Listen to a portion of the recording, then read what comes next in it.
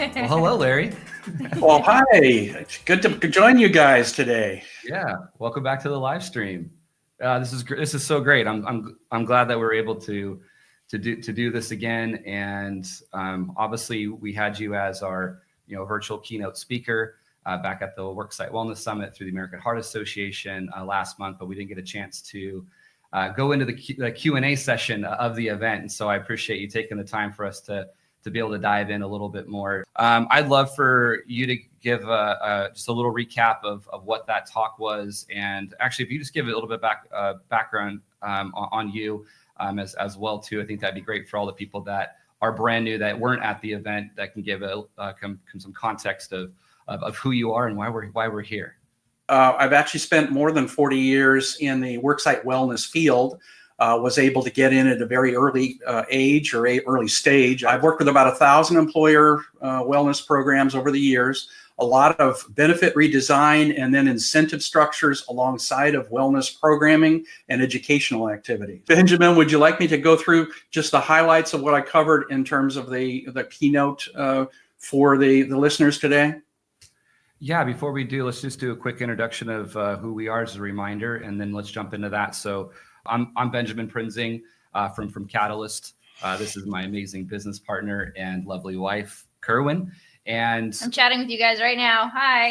She's the one that's chatting with you to answer all your guys' questions. 6 years ago, a handful of us in the community in Portland started an organization, or really a spinoff of the summit, called the Worksite Wellness Network that we've been running for 6 years, which was to take the conversation offline and have host multiple events throughout the year that were for free. Well, we've rebranded, and so you can kind of see the little B in the background behind me, and we've rebranded the Worksite Wellness Network to Culture Hive. And so we have a new website called culturehive.org. And this is where we really want to be able to come together as a community and showcase what companies are doing to elevate, workplace culture and all of the elements that go with that. And so obviously employee wellness is one of those aspects, of it. And so you'll start seeing some of the content and messaging come from Culture Hive. So just to give it some context of what that's about, without further ado, let's get started. So Larry, let's just do a quick real recap of the summit regarding your presentation. All right. Well, Benjamin, there were 10 things, and I basically wanted to share some tips about how to have successful wellness programs. The first tip was get senior management consensus on desired results. Secondly, use a balanced scorecard approach. And that means that you want to be looking at economic variables, but you also want to be looking at what we call value on investment variables. The third tip was own your own program. So don't give it to somebody else. Hold it, yourself. Have it be your program. The fourth tip was be really realistic about results. The fifth tip was my experience has been, if I use a premium discount, if I link wellness to lower health plan costs, that acts as a very strong motivator for people to do wellness. The sixth tip was deeply integrate your program. So the idea is, don't leave this on the surface, just something that is tactical in nature, but think about how to make it more strategic and build it into the organization at deeper levels. The seventh tip was maximize personalization. To the extent that we can use computer technology and other types of technology, smartphone technologies, we want to personalize the experience for the average employee and their family member. And then that was tip number 8, which was include spouses. The ninth tip was keep the novelty factor high. And that means we have to be creative about how we structure programs, how we position them marketing-wise, how we name them. And we want to continue to add some novelty, add some newness to our programming. The 10th tip was we want to use AMSO, the AMSO approach. And that's something that Michael O'Donnell, a colleague friend of mine and publisher of the American Journal of Health Promotion, and publisher-in-chief, that individual had kind of put together a shorthand of what makes effective wellness programs. So Benjamin and Kerwynn, that's the gist of what I shared during the keynote. Perfect. Thank you for the recap. That was great. I might say, by the way, too, that I don't think anybody ever gets to really a full knowledge of this field. I think it's a very challenging field, and it's one that we all need to learn, be open, experiment, try out some new things, have that mindset that says, there's probably a better way of doing this. So I think that's a good overarching cover for our field itself. I love that. As soon as you even think you have it figured out, then a new generation comes out, or there's new technology, and there's just new ways to live in the world. So keep going, just like parenting. Figure out something new. Exactly. Yeah, we've been doing it for 10 years, and you've been doing it 4 times longer than we have, and we're continuing learning, and things just evolve. And I think that's what makes this field so exciting, is because there's this journey that is just, how can we always just keep on being better? And I think that's a great place to start this conversation is how do we get folks that are in the role of running their internal program to just keep pushing ahead, and just these little bite-sized pieces and just these baby steps. And I feel like number 6 was probably one of my favorite things you talked about, which was the deep integration within the organization. And I think let's expand upon that and talk a little bit more about like how does one do that? Because I feel like sometimes wellness programs are very siloed, and when we're not the only thing that's put in a box. There's employee assistance programs, there's telehealth, there's financial wellness and 401k plans. Like, what are companies out there doing in your experience out there? Like how we start that process of integrating into an already established business? It's a great question. First of all, we have to be clear enough about what we're trying to accomplish with the wellness program so that we see its functional relationship to other things that are going on, and also where it might fit in terms of environment and also the policy level activities that we engage in a Worksite. We have to have, I believe, a strategic rationale behind our wellness effort. And that strategic rationale, I believe, comes with humanitarian issues. We care about people. We care about their future. They are the people that will guide the organization and do the things the organization wants to do. But at the same time, we also have to be stewards of the economic resources those people represent. Now, my experience has been, if senior management does not see the economic side of wellness, they tend to undervalue its role and its capability and its potential. So if management sees the strategic reason for doing this kind of effort in the Worksite, my experience has been they will fund it, they will staff it, they will start to give it policy and support, they will start to give personal support to it. And that's what helps really put that energy level there, that helps people continue to kind of see this as important. So I believe that the integration requires a kind of a strategic mindset about what your wellness program is really intended to do. Not that we focus only on the money or the economic side, or we focus and on the other side of the humanitarian side, but we basically balance those two things out. When one of them gets out of balance, that's when your risk occurs with your program. 2 things are really jumping out at me. Definitely about the culture and making sure that you're creating that supportive environment and asking for the managers to be on board. At the summit, one of the pieces that I was talking about in my workshop was going through and looking at if you're having struggles with your program and you're really wanting participation, or you're really wanting people to understand what's available to them, look at the rest of your organization and look at the rest of your offerings. And if you have, 2% of your population showing up to a company picnic or a company Christmas party, how do you expect those people to really want to be on board and feel supported and feel cared about with a wellness program? That just doesn't, those messages aren't aligned. And then also, I love that you're talking about having the vendor summit and really having an opportunity. If the employees or if the vendors don't know what the other vendors are doing, and if they're not having one cohesive message of, okay, employees, this is what you get, this is what's offered to you, how are the employees supposed to know, like, I go here for this, I go there for that, I go here for this. And it's just like they're spinning around, and there's so many things that they don't take advantage of anything because they're just left confused. Yeah. Confused mind says no. Confused mind says no. Yeah. Or it doesn't say anything. Yeah. Yeah. That's one of the things I really like about Cultural Hive is, you guys are really looking at how do these other things fit? How can we kind of look at this in a more holistic way? because we know these various things affect other things. There's very few things that are siloed so much that they don't have effect on other parts of our organization, other parts of people's behavior in organizations. Yeah, and if you even look at the American Heart Association's 7 pillars of workplace health, there's 7 pillars, but when we look at the industry or people trying to start a program, they're really focused on one pillar, and that's programs. We look at implementing these different wellness activities, these challenges, or a health risk assessment or screenings. It's like, that's one pillar. The other pillars, senior leadership buy-in. We have supportive environment initiatives. I mean, even communication is just one solid pillar. Like, how are we going to communicate this and market this where people are going to pay attention and take action? Another one is partnerships and community. And that plays into what Larry was talking about, which was the vendor integration, the vendor summits. And like, that is a solid pillar. And so we can get people just kind of back to the basics and the actual principles, the evidence-based practices, they're already there. I think we just forget that we just get stuck in this one lane, but we have 6 other pillars that we really need to pay attention to.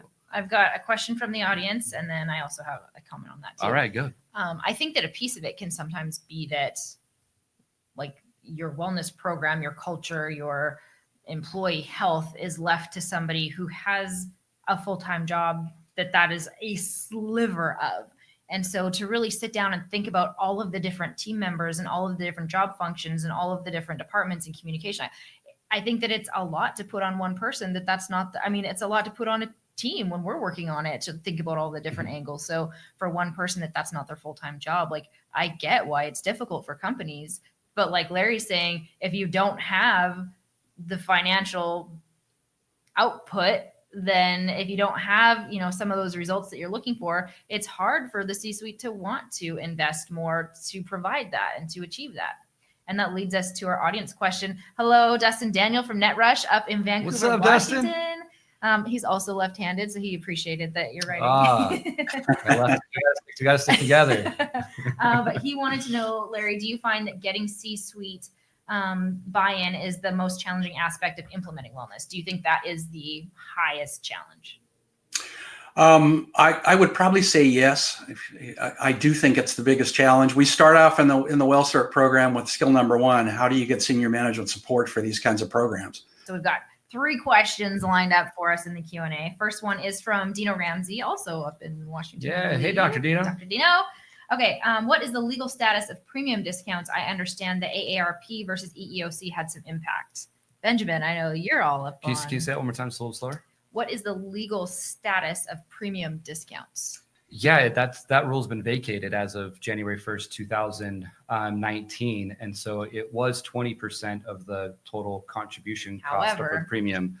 However, they the judges in the District of Columbia ruled that it was deemed not voluntary to have those levels of incentives, and so it's just been vacated. So there actually is no limit. And what does that mean, deemed not voluntary? Can you walk through that? Yeah, so with the AARP, there was employees that basically felt kind of forced into participating in the wellness program because 20% was actually a pretty significant penalty on them having to pay extra into their plan, and they felt that they just financially could not afford not to participate, and so they had to participate in order to have that money. So I mean, we're talking about workers that are not highly paid, and they're just trying to put food on the table and pay the rent, and they need every dollar that they can. And so in that instance, which the legal side of it, wellness programs cannot be deemed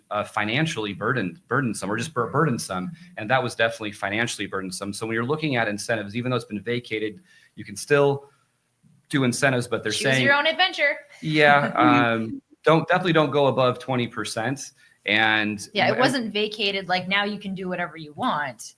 We're still on pause with what that is. And obviously we did a live streaming event with Alexa from the Partners Group earlier this year talking about this very thing. And so what employers need to do is just really pay attention to their demographics with their workers and make sure that your incentive plan is not financially burdensome, for them. Is 10% even is that too high? I mean, we have a client that actually has a family of businesses, and one of them are very white collar desk jobs. They make very decent money, and they also have a vineyard. And the vineyard, those workers are not obviously paid as high as some of the other office workers, and so having different incentives plans, you got to pay attention to that. So. Okay, Logan Kaiser from up in Battleground, Washington. Hello, Logan. Oh, hey, Logan. He says, it seems that most wellness programs are directed at white-collar employees. What do you recommend for a construction company with mostly blue-collar workers that work in remote locations? Smartphone, by the way, I think is one of the best ways to reach those folks because almost all of them are carrying the smartphone with them when they're out in the, working on roads or dealing with construction projects or whatever. So I do think that we need to have more tools in our toolkit that allow those remotely located and construction and outside worker to basically have access to information and a flow of communications that would be a smartphone platform. So yeah, I mean that's where I look around and I say that's one of the keys to how do we reach those folks that are not in the office setting and that are in the typical kinds of organizations that are tech or knowledge-based industries. So great question about this, kind of those people who are not in environments where they have access to computers, where they're sitting or where they're comfortable. But, we have to be creative enough to figure out what's the communication vehicle, what's the communication channel that we need to use to be able to connect with them. That personalization issue I talked about, it also applies to this population as well. Okay. What do you think about marketing and communications in wellness, Benjamin? I have a lot of opinions. Gee, I know somebody who does that. Yeah. I would just kind of iterate some things that were already alluded, like you said earlier, with wellness being put on maybe a certain individual, like someone in HR, and their plate's already full. And I think we forget that there are certain populations that might need a little bit more time dedicated to them. And I think, to allude to Logan's question, is just that the office workers, the white collar, a lot easier to connect with, work with. So then let's just spend a little bit more time on the other subset of the population. And I also get their involvement of what things are interest to them. Find out from them. Like, don't feel like you have to come up with all the answers and pull out this bright idea. Like, it's just amazing to me that the best ideas, as you well know, come internally. And it's like, and then what we really need to do is have someone that comes in and spearheads that initiative or whatever that might be. But we need to do it with them, not at them, and be a little more all inclusive. And again, when it comes to the marketing question, I guess is, again, like, how do we market that? One of my favorite things is when we've had groups that wanted to bring in yoga instructors to the workplace because they just that was really popular, but none of the guys were doing it. But the moment you call it a stretching program or you brand it something else, you get guys in downward dog in no time.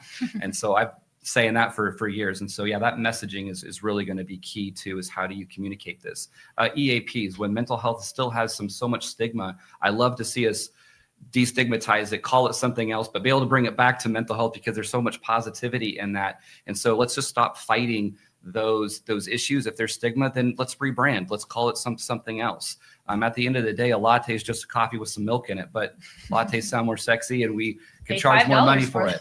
So if we can take those lessons learned from other industries and apply it, internally. And one of the biggest things I preach is let's treat employees as if they're the customer.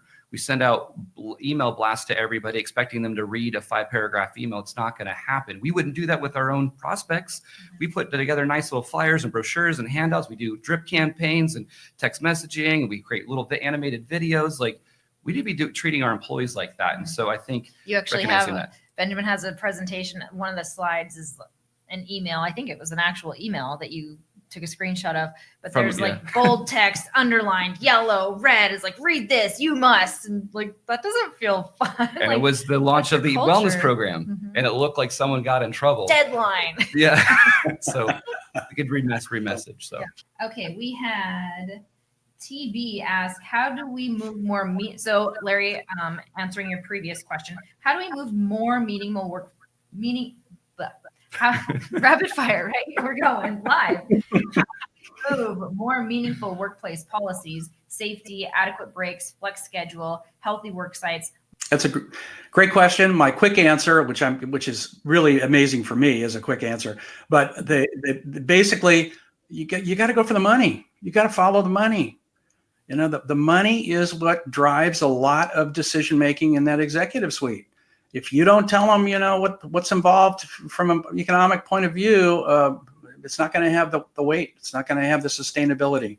So my short answer would be go for the money. Follow the money. I'd have to second that just real quick, just because I've been in the rooms like you have, Larry, with the HR in the room and the executives, and you got to talk about all the fun stuff and the good stuff that you're doing, but you got to talk about the economic benefit, and then you got to address it to the employee in a completely different way. Again, I cannot emphasize messaging. Tell the executives what they need to hear, do what they need to do, and you got to find that balance between what every party needs. Mm-hmm. Yeah. Okay, rapid fire. Go. Misty DuPont from Key Knife. Hi, Misty. Hey, Misty. Says, in regards to rebranding, any suggestions for what to call a mental health program? And then we did have Becky Neal suggest emotional well-being in lieu of mental health program. What do you guys think? Again, when it comes to branding, I'm always about the positive spin. So like talking about brain health and happiness and things like of that nature that those mental health programs or EAP programs focus on. I think that's the great way to message those programs and get away from mental health. If there's stigma, just let it be. Let's move on. Let's call it something that's more positive. Okay, then we had from Lisa Hill, how do we give the remote located employees coaching encounters? Quick answer is I would use text messaging. I would use text messaging to set appointments and do phone-based coaching. That's the method I found works the best. I agree. Yeah. And that phone-based coaching can be just on a telephone or also video conference works. Yes. Yeah, we found that to work really well. Yeah, with video chat. That's just great tools. So I think that's going to be it for our show, to be respectful of everyone's time. Thank you, Larry, so much for joining us and being our guinea pig on this new venture of ours with Culture Hive.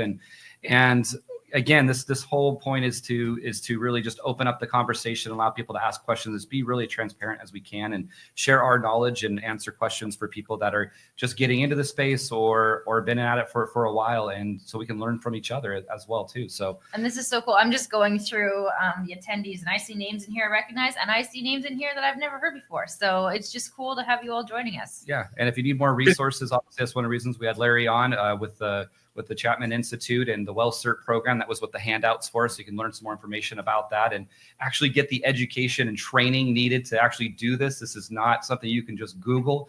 It takes years of experience and trial and error in doing this. So that's why we wanted to talk to Larry. So thanks again so much, Larry. I really appreciate your time.